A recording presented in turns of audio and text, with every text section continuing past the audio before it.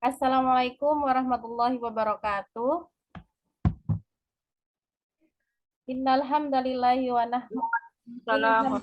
nahmaduhu wa nasta'inuhu wa nastaghfiru wa na'udzu billahi min syururi anfusina wa min sayyiati a'malina may yahdihillahu fala mudhillalah wa may yudlil fala hadiyalah. Asyhadu an la ilaha illallah wahdahu la syarikalah wa asyhadu anna Muhammadan abduhu wa rasuluh. Amma ba'd. Puji dan syukur marilah kita panjatkan kehadirat Allah Subhanahu wa taala yang dimana atas karunia-Nya kehendaknya lah kita dapat berkumpul menjalin silaturahim kembali dalam acara kajian online pada malam hari ini dengan keadaan sehat walafiat. Alhamdulillah. Mudah-mudahan di setiap derap langkah atau usaha kita dalam mencari ilmu Allah bisa membuahkan pahala bagi kita semua dan bisa menjadi penghapus dosa serta pengangkat derajat kita di hadapan Allah Subhanahu wa taala. Amin.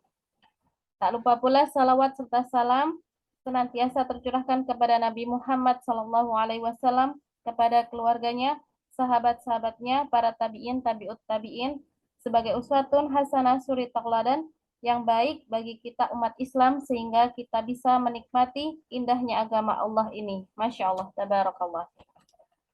Kami ucapkan syukran jazakumullah khairan kepada Ustaz Salam atas kesanggupan dan keikhlasannya untuk berbagi ilmu dan berdiskusi bersama kami dalam kajian online pada malam hari ini.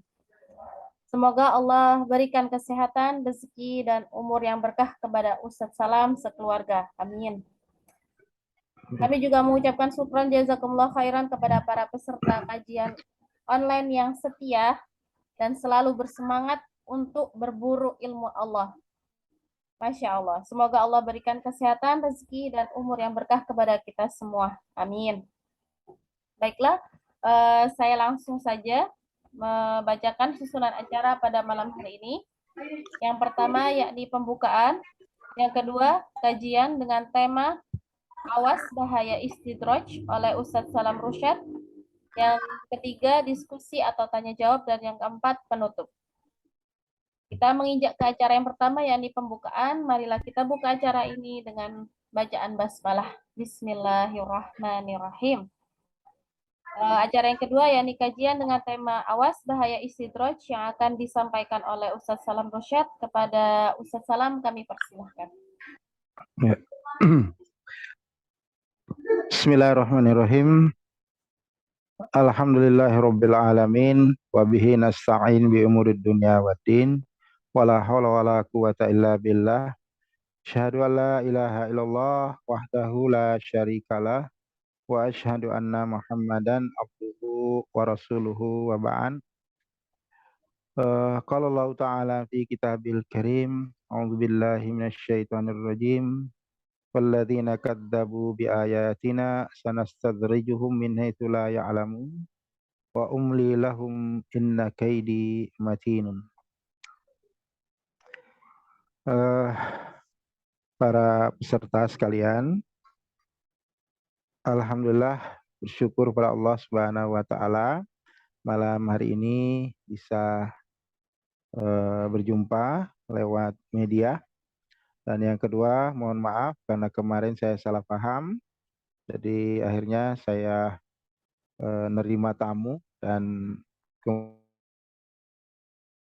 kemudian tidak mengisi kajian. Kita kaji sesuai dengan tema. Kalau tadi lihat di surah Al-A'raf, ya, surah Al-A'raf, surah ke-7 ayat 182 dan juga di ayat 183.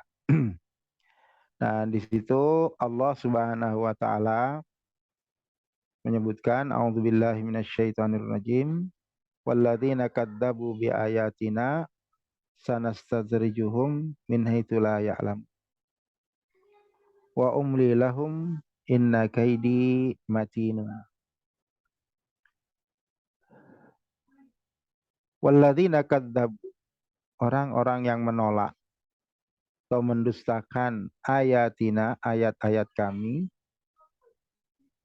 sanastadzrijuhum, maka kami akan istidraj mereka. Ya, nanti kita bahas itu ya, mahwal istidraj. Ya. Maka kami akan mengistidrat mereka min haitsu la ya'lamun, dari arah atau dari sisi yang mereka tidak ketahui. Wa umli lahum, dan aku memberi tangguh kepada mereka. Inna kaidi matin, sesungguhnya rencanaku itu amatlah teguh. Nah, anak sekalian, dari sini kita lihat, kalau kita buka di dalam tafsir tentang penjelasan ayat ini, di antaranya kalau kita buka di tafsir Aisarut Tafasir, karya Imam Abu Bakar Al-Jazairi rahimahumullah.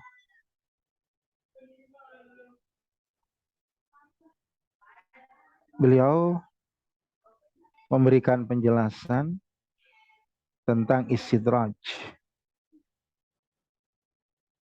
Beliau katakan al-istidraju huwa al-akhdhu bit-tadrij manzilatan ba'da manzilatin.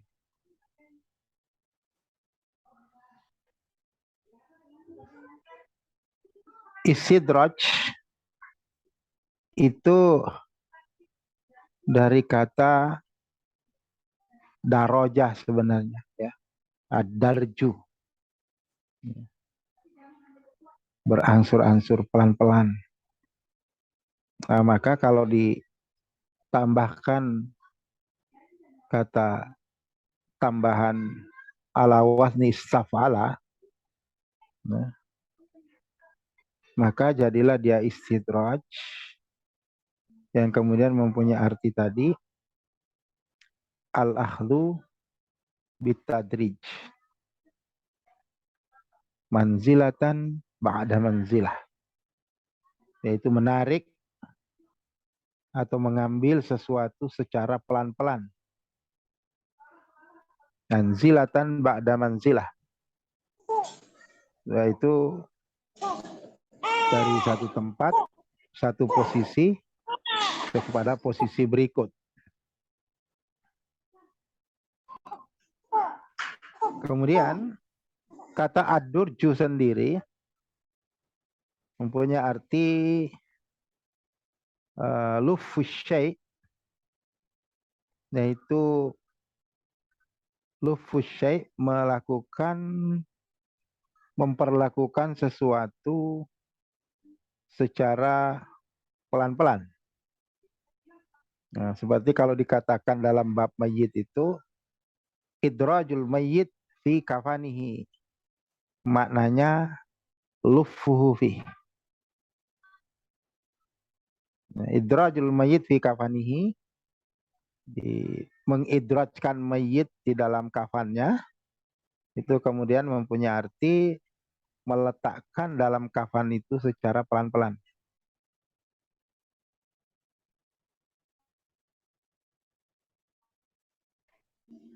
Lalu dalam istilah disebutkan bahwa istidrajullah, ya, istidrajullah ta'ala,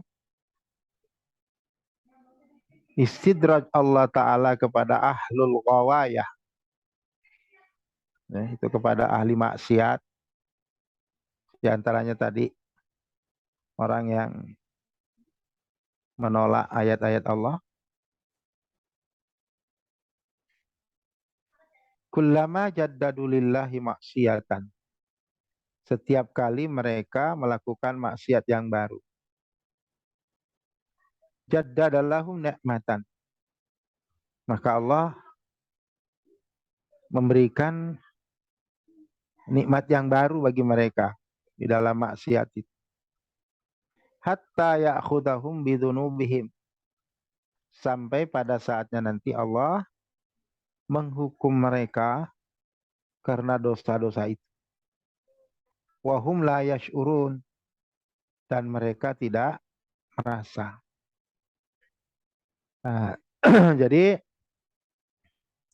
pada intinya istidraj itu ditujukan kepada sesuai yang disebut oleh Allah tadi, kepada ahlul maksiyah.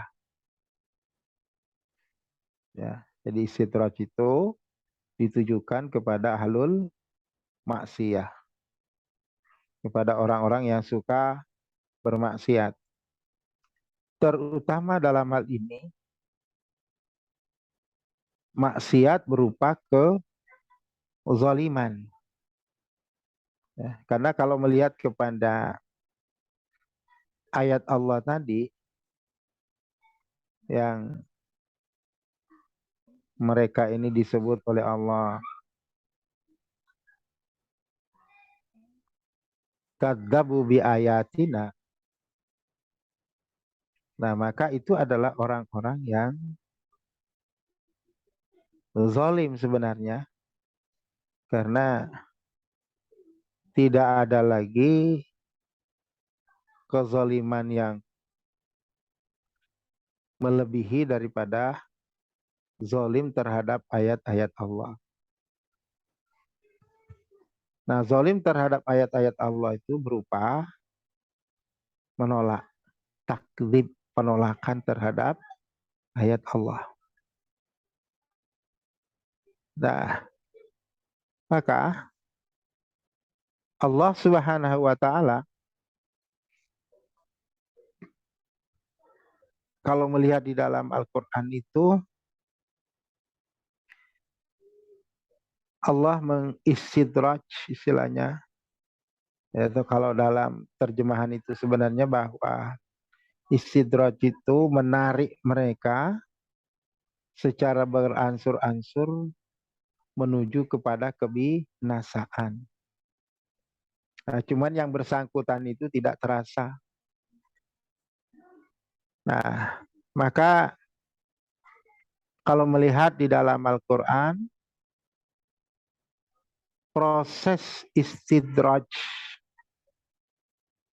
yang dilakukan oleh Allah kepada orang-orang yang zalim, ahlul maksiyah, itu ada 4 tahapan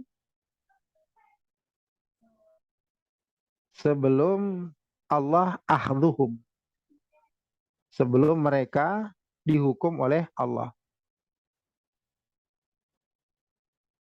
Pertama, istidraj yang paling rendah itu adalah at-tamhil namanya. Ada juga yang menyebutnya al-imhal. Ya. Al-imhal ini yaitu pemberian waktu dari Allah kepada orang-orang yang berbuat zalim. Jadi oleh Allah diberi waktu mereka, apakah mereka mau berhenti dari kezaliman itu atau terus. Ya, makanya dalam Quran itu famahilil kafirina amhilhum ruwaida. Itu. Diberi tempo oleh Allah. Nah, ini istidraj paling ringan.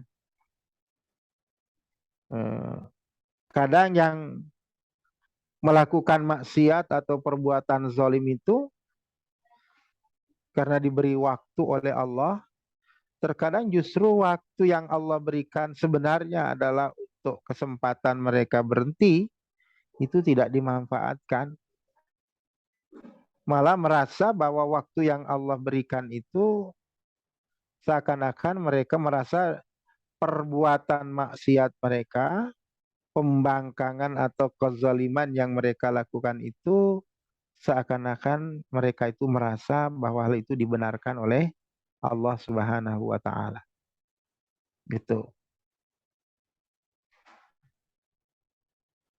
Itu pertama.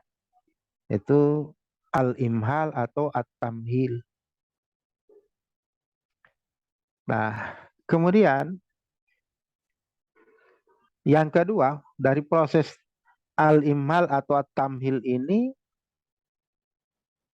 kalau yang bersangkutan itu tidak merasa ya, bahwa itu adalah kesempatan yang Allah berikan untuk bertaubat, tapi justru dia makin larut dalam maksiat, maka proses istidraj selanjutnya yang dilakukan oleh Allah kepada yang bersangkutan itu adalah at-tasawwul namanya.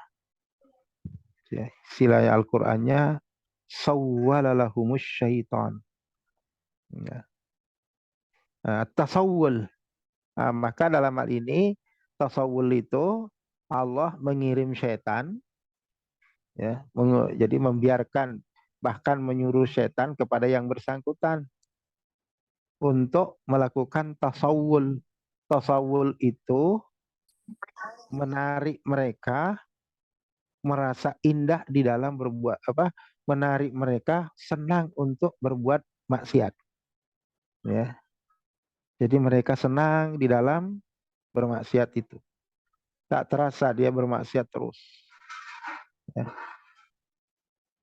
Ya, mereka benci ayat Allah. Ya.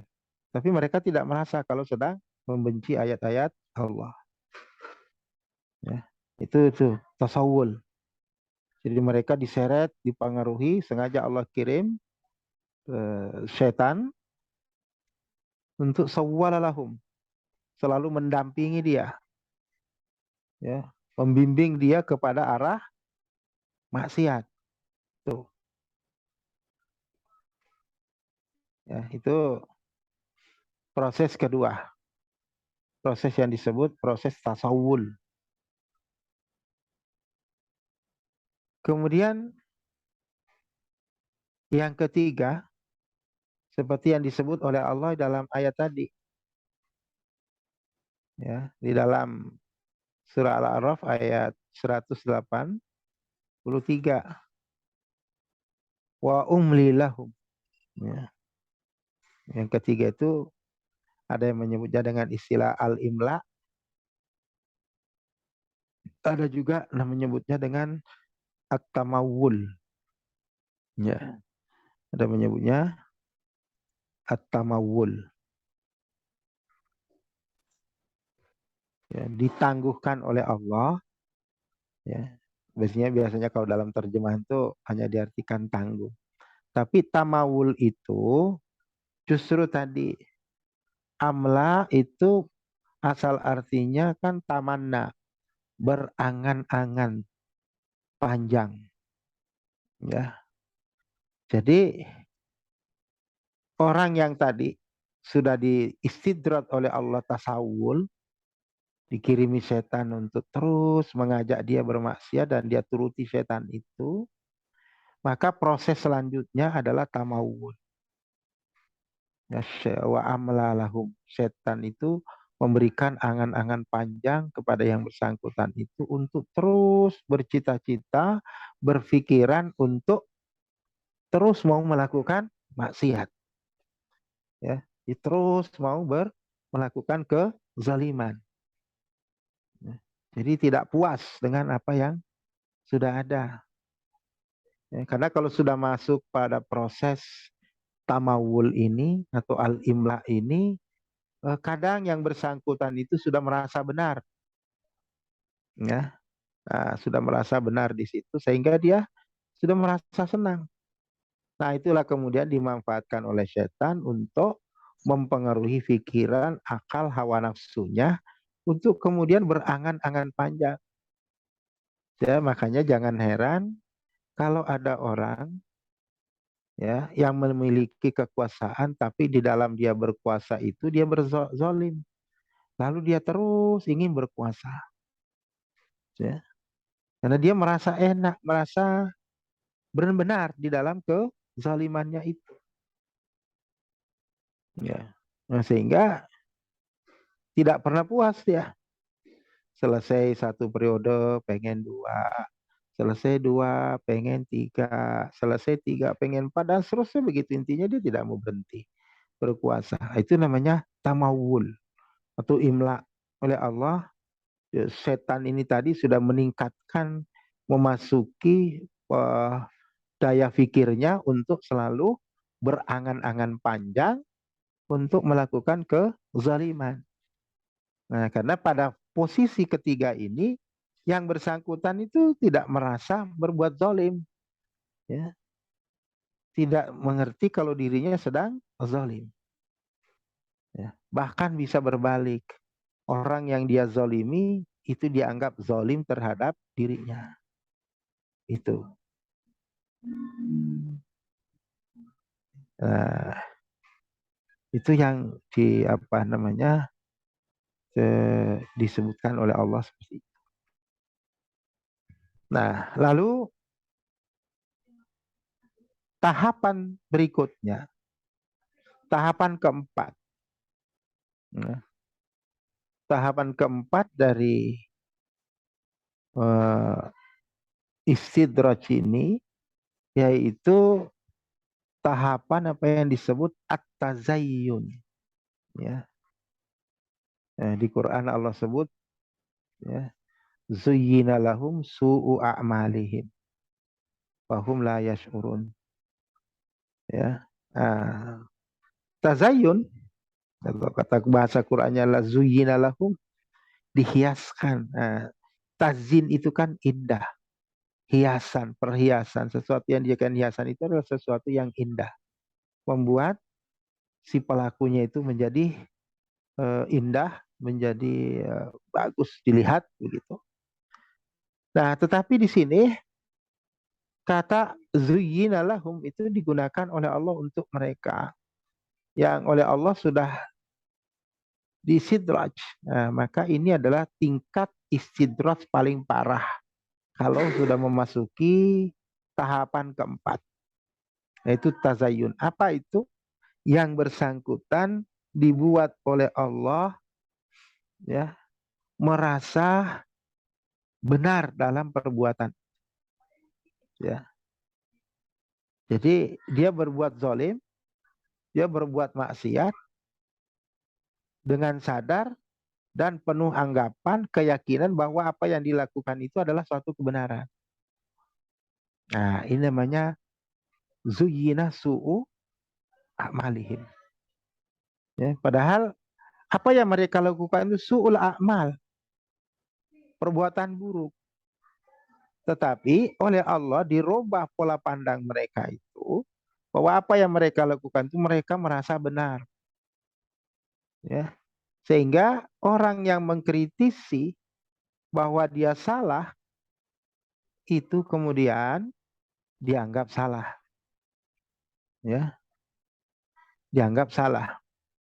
Nah, jadi sebenarnya dia yang zalim, lalu ia memandang orang yang dizoliminya itulah yang zalim pada dirinya. Nah, ini parah itu. Nah, itu tingkat kezaliman paling tinggi dan disitulah masuk istidraj Allah. Ketika yang bersangkutan itu merasa benar apa yang dia lakukan, kezaliman, kesalahan yang dia lakukan itu dia merasa tidak bersalah, tapi justru menganggapnya itu adalah apa yang dilakukan itu adalah satu kebenaran. Nah, sehingga terbaliklah pola pikir dan pola pandangnya. Kalau perbuatannya yang zalim itu menurut kita dikritisi, maka orang yang mengkritisi itu dianggap salah. Ya. Bahkan kalau terus diingatkan, maka akhirnya berujung menganggap bahwa yang mengkritisi, yang memberikan apa istilahnya, koreksi kepadanya, dialah orang yang zalim. Jadi justru terbalik bahwa dia merasa terzolimi oleh orang yang dia zolimi. Gitu. Sehingga dia tidak merasa kalau sedang berbuat zalim. Nah, justru perbuatan-perbuatannya itu dianggap baik, dianggap benar. Nah, inilah tahapan yang disebut tahapan tazayyun. Nah, namun perlu diketahui bahwa istidraj tahapan 4 ini itu adalah istidraj yang paling tinggi. Karena sesudah tazayun itu tidak akan ada lagi waktu yang Allah berikan. Tazayun ini bisa berproses lama, bisa panjang waktunya diberikan oleh Allah untuk semakin memperberat dosa dan kesalahan yang bersangkutan. Ya, sampai puncak seperti tadi. Karena dia merasa benar, eh, merasa tidak berbuat kesalahan. Itu. Nah, maka mereka terus berbuat di dalam itu. Nah, sehingga pada ujungnya nanti Allah akan mengambil sikap. Ya, jadi orang zalim yang sudah melewati proses istidraj itu, maka oleh Allah diingatkan, ya, maka Allah pastikan bahwa la adzaqnahum al-adzab al-adna dunal adzabil akbar. Kepada orang yang sudah berbuat zalim demikian ini, atau orang-orang yang apa namanya, yang diistidraj oleh Allah sampai tingkat demikian ini, nah itu pada prinsipnya nanti Allah akan menyelesaikan. Bagaimana Allah menyelesaikan mereka? Fa'akhadna bihim bidunubihim. Nah, itu. Fa'akhadna bihim bidunubihim. Kami akan akhadah. Kami akan mengambil mereka. Ya. Itu bermakna kami akan menghukum mereka. Bidunubihim. Karena disebabkan oleh dosa-dosanya itu. Ya, dosa-dosa dan kesalahan yang dilakukan itu berujung kepada adab dari Allah Subhanahu wa taala. Nah, itulah dalam hal ini kita harus berhati-hati. Makanya oleh Allah terutama kepada orang beriman, tidak ada orang yang luput dari kesalahan. Tidak ada orang yang tidak pernah berbuat zalim, pasti. Minimal zalimun li nafsi. Zalim terhadap diri sendiri. Ya, bahkan bisa juga zalim kepada orang lain. Nah, tetapi bagi orang mukmin atau orang muslim yang melakukan hal tersebut, kezaliman ini, maka di apa namanya, di bersegera mungkin, ya, untuk segera kembali ke jalan Allah Subhanahu wa taala. Itulah yang disebut dalam konsep ini adalah taubat, gitu. Itu orang mukmin. Nah, tapi kalau orang fasik, ya, dia tidak menyadari itu. Nah, itulah yang nantinya Allah diistidraj, ya, dibiarkan. Bahasa kita itu diluluh, ya, dibiarkan. Tapi seringnya begitu, ya, dibiarkan oleh Allah berbuat itu dianggap sebenarnya. Tapi katakan tadi, jadi ada tahapan-tahapan. Tahapan ada yang disebut tadi al-imhal wa ta'khir istilahnya, atau tamhil. Nah, itu adalah diulur waktunya oleh Allah. Ya, diulur waktunya oleh Allah Subhanahu wa taala terus, ya. Nah, kalau dia sudah larut di situ, maka masuk kepada kedua, tasawul. Ya, dikirim setan untuk terus mempengaruhi dia berbuat salah. Nah, kalau dia sudah larut dalam itu, maka ditambah lagi oleh Allah at-tamawul atau al-imla. Ya, al-imla. Diberi angan-angan panjang, berangan-angan terus untuk melakukan. Nah, baru terakhir talat tazayyun. Dibuat indah. Dia melihat perbuatannya itu justru melihatnya perbuatan yang baik, bukan perbuatan yang buruk. Nah, maka inilah yang harus kita hati-hati. Nah, bagi kita orang mukmin itu, nah, setiap berbuat salah, itu kuncinya adalah segera kembali kepada Allah Subhanahu wa taala. Hanya dalam hadis riwayat Imam Bukhari, itu Nabi SAW memberikan perbedaan antara orang mukmin dan orang fasik dalam menilai kesalahan atau perbuatan dosa yang dia lakukan. Kalau orang mukmin kata Nabi, yaradzunubahu ka'annahum qa'idu tahta jabalin.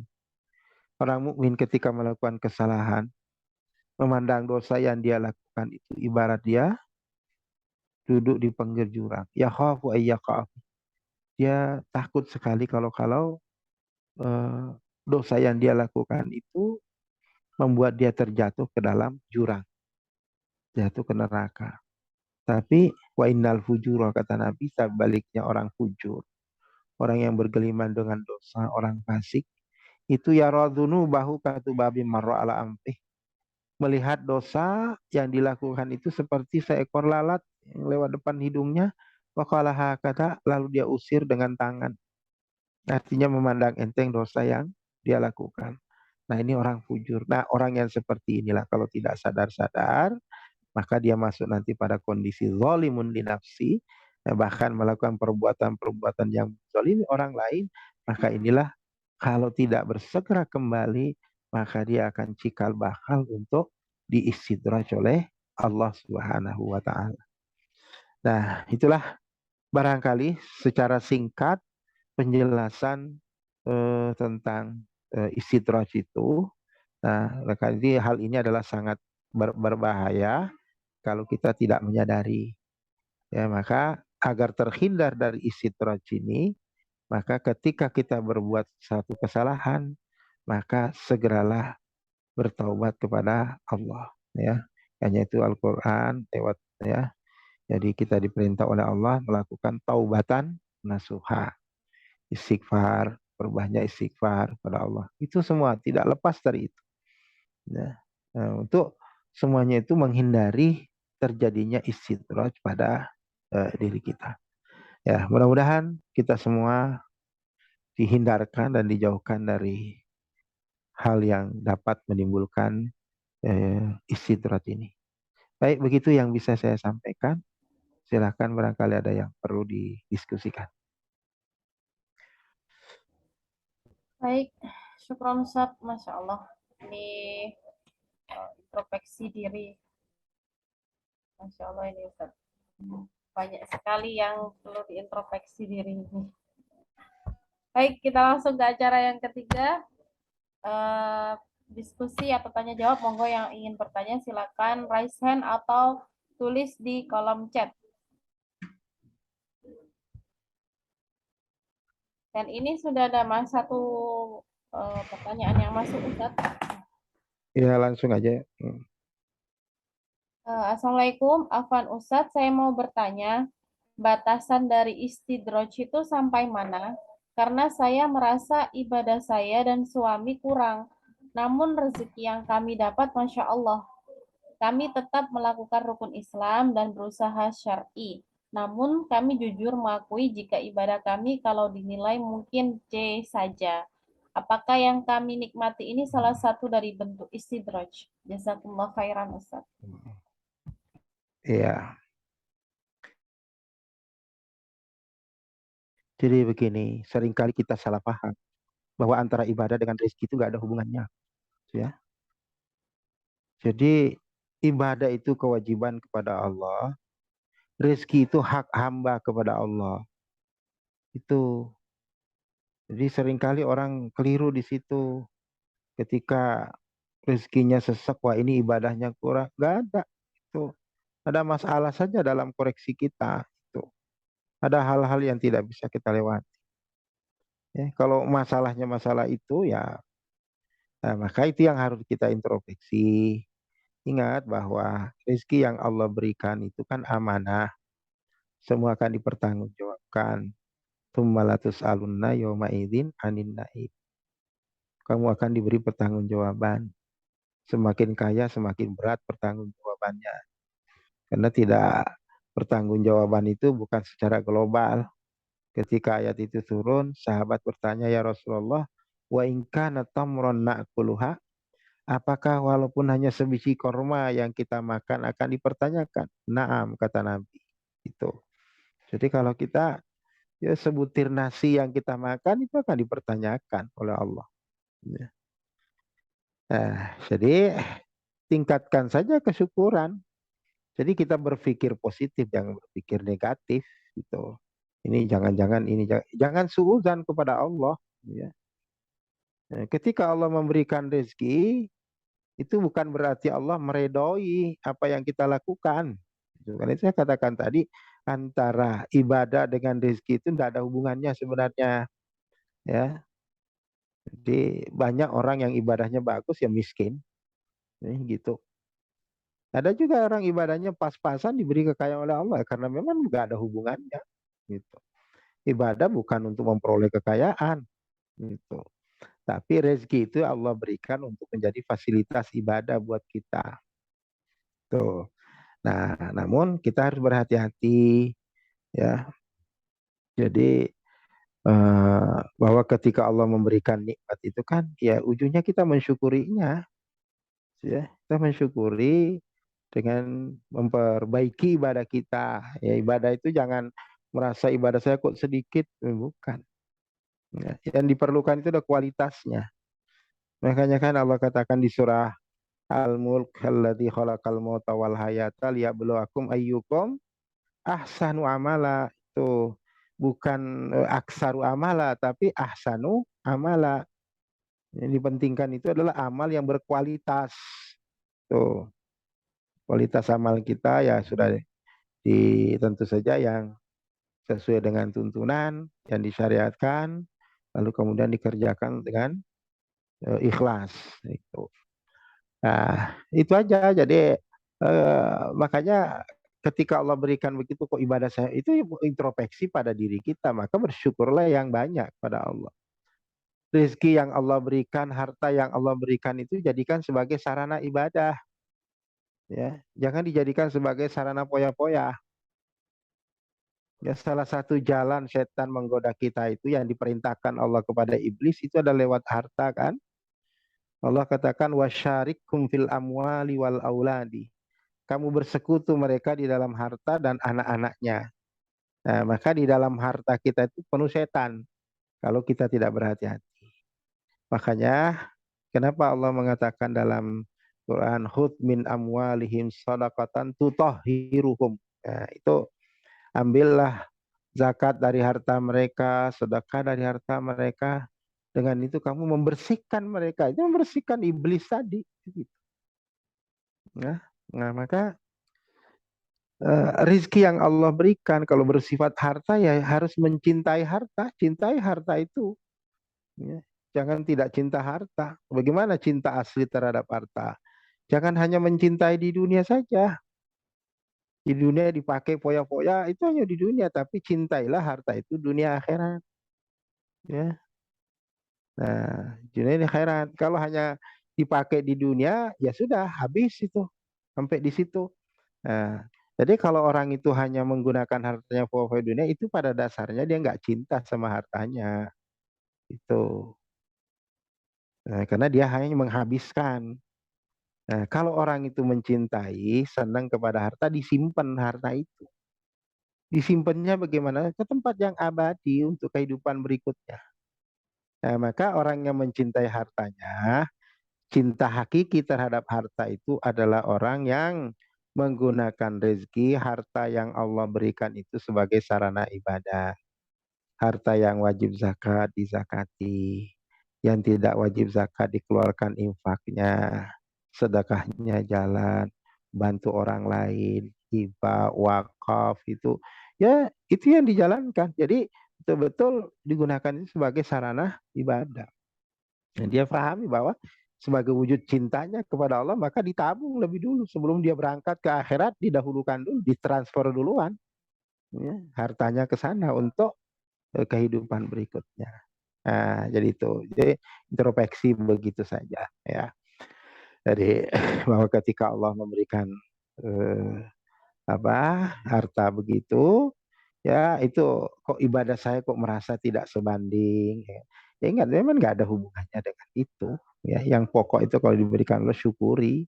Justru Allah berikan itu untuk dijadikan sebagai sarana ibadah. Gitu. Nah begitu. Wallahu a'lam bishawab. Nah, Ustaz, berarti rezeki itu ibadah itu bukan ukuran rezekinya kita ya Ustaz ya. Bukan. Iya. Hmm. Rezeki cuma fasilitas untuk ibadah kita Ustaz ya. Iya. Tuh. Siap, siap Ustaz. Berarti mindset kita harus dirubah ya Ustaz ya. Karena selama Tuh. ini kan mindset kita kayak semuanya kayak sholat duha gitu kan Ustaz. Sholat duha Ya. biar rezekinya ditambah kan biasanya gitu. Ah, justru itu berdosa karena syirik. Oh, astagfirullah. Yang Itu. biasanya banyak gitu Ustaz Nah orang-orang. itu yang parah. Kok ibadah dijadikan sarana cari rezeki itu Hmm. namanya syirkul. Itu namanya syirkun niyah wal qasdu wal iradah itu. Ya, jadi melakukan ibadah mau dapat balasan dunia itu syirik besar itu. Itu salah satu syirkul akbar itu yang dicela oleh Allah di surah Hud ayat 15 16 itu, ya. Nah, itu seringkali orang ya ibadah sajalah, sedekah, sedekah supaya rezekinya lancar, sedekah supaya sehat. Siapa suruh begitu ibadah kok dijadikan cari rezeki itu? Ya memang Allah suruh kita bersedekah. Kan Allah janji, iya biarin aja Allah yang janji urusan Allah. Kenapa ente mau masuk ke situ? Ya. Perintah sedekah itu ibadah, lakukan dengan baik, ikhlas semata karena Allah. Perkara Allah mau memberikan di dunia, ya sudah ambil. Itu aja. Urusan Allah itu kenapa kita mau masuk ke sana? Itu. Akhirnya nanti kita masuk terperangkap namanya ibadah tuh tujar, ibadah pedagang. Ya, jadi beribadah karena ada keuntungan. Itu. Nah, itu bahaya orang beribadah gitu. Ya. Ya udah sholat aja sholat, ibadah ya ibadah, kerjakan semua karena untuk ridho Allah, bukan cari pahala, bukan cari ganjaran, tapi limardotillah. Ya, kita dapat pahala kalau sudah diridhoi oleh Allah. Ya, ingat itu ya. Ridho dulu baru pahala, bukan pahala baru ridho, kebalik. Ya, tuh. Ya.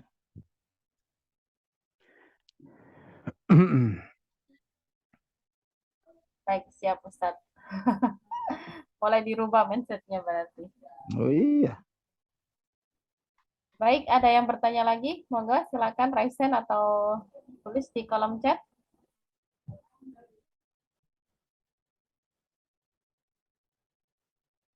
Ya, apalagi sekarang kan banyak Ustadz. Kalau mau dapat rezeki banyak, amalan ini, lakuin amalan ini gitu Ustadz biasanya. Ya itulah bagian dari kesesatan itu.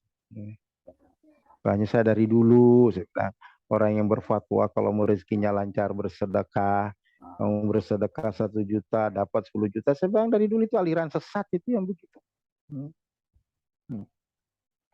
Saya ibadah kok dibuat dari harta. Itu mau dapat harta banyak ya bekerja itu, bukan perbanyak zakat. Hmm. Tuh.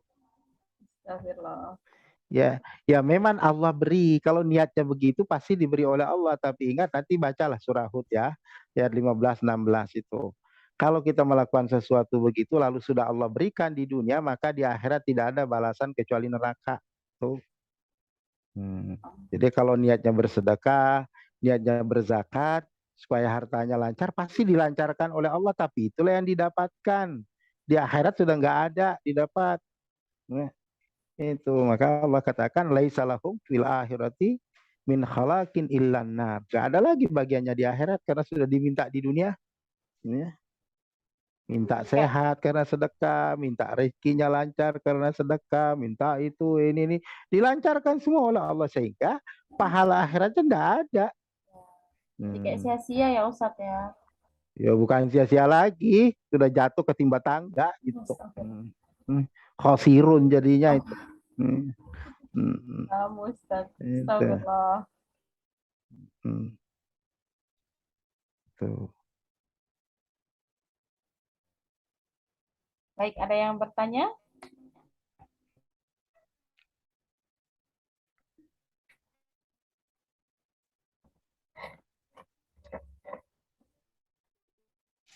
Ini Ustadz, saya mau bertanya. Untuk yang jenis maksiat ini Ustadz, selain kezaliman apa ya Ustadz ya? Ya banyak tuh.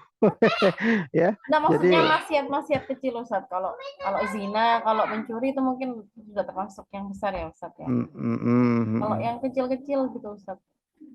Ya, yang paling kecil, kesalahan paling kecil itu ya, kalau melihat dari apa namanya tingkatan iman kan Nabi mengatakan begini, al imanu sabun wasabuna salasun wasab abidun wasabauna syu'batan.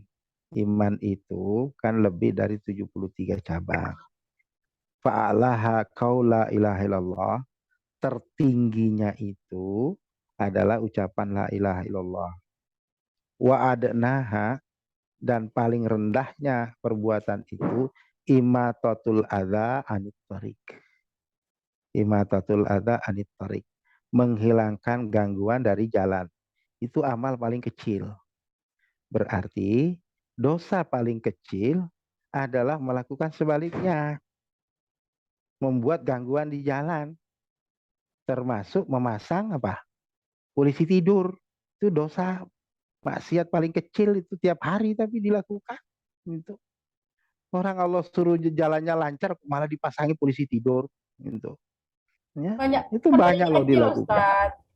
Ya, Biasanya banyak anak kecil gitu dipasang gitu. ya itu alasannya kan begitu, alasan nggak benar. Hanya anak kecil pasang aja tulisan, hati-hati, pelan-pelan, banyak anak kecil. Kenapa jalannya yang diganggu? Itu kadang kita ya menyelesaikan masalah malah bermaksiat. Itu. Padahal itu maksiat paling kecil, tapi tiap hari dilakukan, tiap orang lewat krodak. Berdosa kita itu tidur-tidur berdosa. Setiap orang yang lewat merasa terganggu di situ dengan polisi tidurnya, ya setiap itu orang maki kita dosa dapat itu. Walaupun itu maksiat paling kecil, tapi kalau 10 orang lewat di situ lalu 10 orang nggak redho, ayo berapa kesalahan. Hmm. Itu kadang kita nggak sadari yang begitu. Itu namanya hakut torik kan. Hmm. Kalau dalam akhlak, dalam apa namanya hablum minan nas, amal-amal yang paling rendah itu kan di bab hakut torik gitu. Nah di hakut torik paling rendah amal tadi imatatul adha itu. Nah maka saya balik. Maka dosa paling kecil juga ketika membuat adha di jalan. Hmm. Nah itu tadi. Jadi tergantung tinggi rendahnya polisi tidurnya. Gitu. Kalau sampai sejengkal ya agak tinggi juga itu dosanya kan. Ya benar Ustaz. Ada yang sampai cepat itu Ustaz kan sepeda. Ya, ya itu Astagfirullah. coba itu. Ya kan? Dibuat aja tulisan, mohon pelan-pelan, yang sopan gitu, banyak anak kecil, bukan diganggu orang lewat jalan. Nah, Ustaz. Eh, eh. Ustaz ini ada pertanyaan masuk Ustaz. Bagaimana kita mengetahui kalau kita ini masuk pada istidraj, sedangkan Hmm, kita tidak mengetahui, tidak merasa. Bagaimana hmm. mendeteksinya, Ustaz? Iya, istidrat itu tidak bisa dideteksi karena Allah sendiri mengatakan sanastadrijuhun min haitsu la ya'lamun, sudah dipatok oleh Allah. Gak ada orang ngerti kalau lagi diistidrat oleh Allah. Itu. Ya. Orang lain yang tahu itu. Orang lain yang lihat, kita yang bisa melihat orang ini kok semakin bermanfaat. Nah, itu orang lain. Makanya kalau ada orang yang nasihati kita itu diterima. Itu. Nah, jadi sidraj itu tidak akan ada si pelaku itu ngerti di sirah, enggak bisa. Allah sudah katakan minha itu layak lamun, enggak akan ngerti. Gitu. Nah, tapi orang lain yang tahu. Nah, maka disitulah pentingnya tawasau. Gitu. Nah, maka untuk sebagai introspeksi pada diri kita, kadang-kala itu kita perlu bertanya kepada orang lain, coba antum koreksi saya. Barangkali ada istidraj pada diri saya. Nah, itu biar orang lain. Gitu.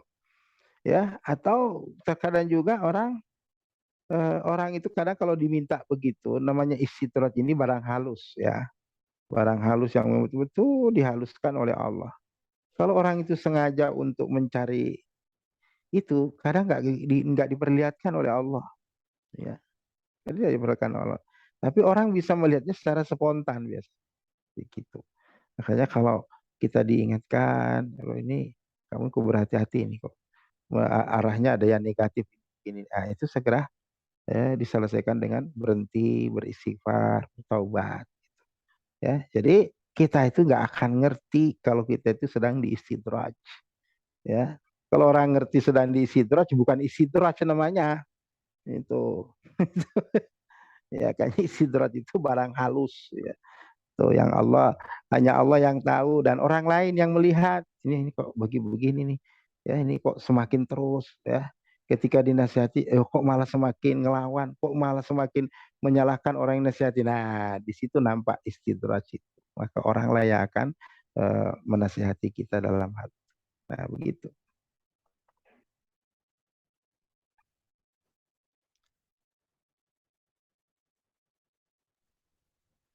Nah, Ustaz, Masya Allah. Berarti apa namanya? Kan emang ada ya Ustaz tipe orang yang kalau dinasihatin itu nggak terima gitu Ustaz. Rasa benar gitu Ustaz. Itu apa kita Iya. juga negur Ustaz kalau dia lagi diistidraj gitu Ustaz? Iya, yang begitu itu justru kita memberi nasihat itu ada begitu. Jadi kalau orang itu dinasihati tidak terima, padahal kita lihat bahwa dia betul-betul salah. Itulah awal daripada istidraj. Ya, awal itu. Ya. Nah, makanya bagi orang mukmin ketika ada rasa-rasa seperti itu, ya, ada yang mengingatkan, lalu kok ada perasaan tidak terima, itu harus memperbanyak istighfar. Ya. Perbanyak bertaubat kepada Allah supaya itu jangan diteruskan oleh Allah itu begitu ya. Nah, makanya itu minimal tadi itu kan tingkatan paling rendah itu tamahul atau tamhil atau imhal ya dibiarkan oleh Allah itu ya. Itu bermula dari situ orang lain sudah lihat ini kok ada perubahan ketika dinasehati lalu kemudian dia enggak terima nasihat itu itu bahaya itu berarti sudah awal dari ya, istidraj itu. Ya. Nah, maka kalau masih awal-awal begitu, kita harus terus menyelamatkan orang yang seperti itu. Ya. Tuh gitu. Nah, siap Ustaz. Baik, ada pertanyaan lagi teman-teman yang lain? Monggo. Kita mau ngobrol langsung sama Ustaz Salam. Kalau memang sudah tidak ada, kita cukupkan dulu karena saya juga akan harus bergabung dengan Zoom lain. Ini saya Oh, ditunggu di Aceh sekarang ini. oh Masya Allah. Nah, Ustaz. Ya, ini di Barakallahu Aceh fiik sedang Ustaz. ada Zoom. Ini karena kalian lebih dulu, maka sudah saya katakan tadi saya gabung belakang. Itu. Nah, Ustaz. Baik, Hmm. karena sudah tidak ada pertanyaan, kita langsung ke acara terakhir ya. Baik, acara yang terakhir yakni penutup. Kami ucapkan jazakumullah khairan Ustadz ya atas ilmu malam hari ini. Masya Allah. Banyak sekali yang perlu kita introspeksi diri dan perlu perbaikan diri lagi masalah rezeki dan ibadah terutama ini. Masya Allah. Alhamdulillah. Baik, mari kita tutup acara malam hari ini dengan hamdalah dan kafaratul majlis. Alhamdulillah. Subhanallahumma wa bihamdika asyhadu an la ilaha illa anta astaghfiruka wa atubu ilaik. Masya Allah, jazakumullah khairan Ustadz. Assalamualaikum warahmatullahi wabarakatuh. Waalaikumsalam warahmatullahi wabarakatuh. Semoga semuanya sehat selalu, dihidayah oleh Allah Subhanahu wa taala ya. Amin Oke, Ustadz. Ustaz, izin live dulu ya. Monggo Ustadz. Amin, amin. Terima kasih Ustadz ilmunya.